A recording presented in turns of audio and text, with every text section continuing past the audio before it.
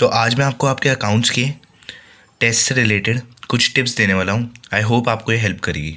ठीक है। तो पहली दिक्कत जो आती है अकाउंट्स के एग्ज़ाम में बहुत ज़्यादा कि हम टाइम मैनेज ही नहीं कर पाते। ठीक है।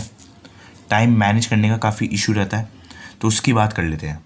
देखो, अगर आपको लगता है टाइम मैनेज कर पा रहे हो, आपका अकाउंट्स का टेस्ट टाइम पे नहीं हो रहा कंप्लीट, तो पहले क्या करो, आप एक फुल अकाउंट्स का मॉक टेस्ट प्रैक्टिस करो और टाइमर लगा के करो। और हो सके तो जो आंसर शीट का पैटर्न आया अकाउंट्स का, उस आंसर शीट में आप प्रैक्टिस करके देखो। ठीक है। टाइमर लगा के देखना। और अगर आपका टाइम पे हो गया तो कोई दिक्कत नहीं, और अगर नहीं हो रहा है तो मोस्टली रीजन्स जो रहते हैं वो है कि स्लो कैलकुलेशन। आपकी कैलकुलेशन स्लो होने की वजह से आपका टाइम पे नहीं हो पा रहा। देखो, कैलकुलेशन एकदम से हम बढ़ा नहीं सकते, जैसी है वैसी रहती है वो। उसे करने के लिए आप more and more question practice करते जाओ, तभी आपकी कैलकुलेशन पावर होगी। तो लेते आपका एग्जाम आपका टाइम पे नहीं हो रहा, उसका एक और रीज़न होता है कि आप टाइम वेस्ट कर रहे हो उन क्वेश्चंस पे जिन्हें आप सॉल्व कर पा रहे हो, जो आपको काफ़ी डिफिकल्ट लग रहे हैं। आप उन आधा घंटा 45 मिनट्स इतना वेस्ट कर रहे हो, फिर भी आप आंसर नहीं निकाल पा रहे हो।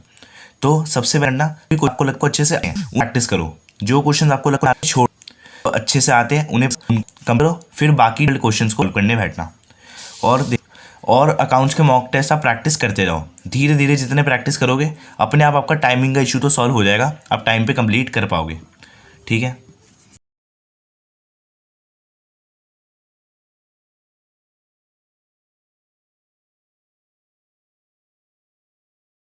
तो अदर टिप्स की बात कर लेते हैं। तो आपको कॉन्सेप्ट प्लस फॉर्मूला पेज बनाना है एवरी अकाउंट्स के चैप्टर का। ठीक है। एक कॉन्सेप्ट पेज से क्या होगा, आपको कोई भी अकाउंट्स के चैप्टर रिवाइज करना है, बस 5 मिनट लिए वो कॉन्सेप्ट पेज को अच्छे से पढ़ा और पूरा अकाउंट्स का चैप्टर रिवाइज हो जाएगा।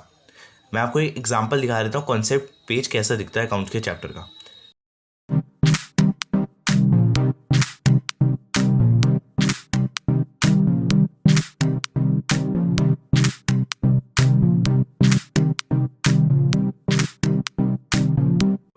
कि मार्क करो important plus difficult questions in your T S Grewal book.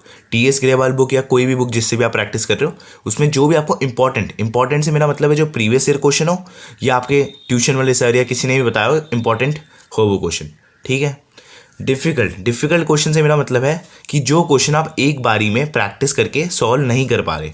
ठीक है। आपको या तो सॉल्यूशन देखना पड़ रहा है उस क्वेश्चन का, कहीं से भी है नहीं पड़ रही है, आपसे एक बारी में सॉल्व नहीं हो रहा, तो क्वेश्चन मार्क रखना। इससे क्या होगा, जब आपको टीएस बुक अपनी रिवाइज नहीं होगी तो आप सिर्फ इंपॉर्टेंट और डिफिकल्ट क्वेश्चंस को ही करो, जो कुछ बेसिक है उनको तो जो फालतू क्वेश्चन होते हैं उनको प्लस डिफिकल्ट मार्क करके रख अपनी बुक में। और थर्ड टिप पे आ जाते हैं, practice previous year questions. Previous year question paper आपको प्रैक्टिस करने हैं, और एटलीस्ट लास्ट 5 ईयर, कम से कम लास्ट 5 साल के तो करनी है, और उससे ज़्यादा भी कर पा रहे हो तो कर लो। और एक चीज़ और मेरे को बतानी थी, there is no requirement to purchase books for sample paper. देखो, जो भी सैम्पल पेपर बुक्स होती है मार्केट में, कोई आपको ज़रूरी नहीं है उन्हें परचेज करना। ऐसा नहीं है कि उसी में से उठ के आ जाएगा क्वेश्चन पेपर आपका, ऐसा कुछ नहीं होता।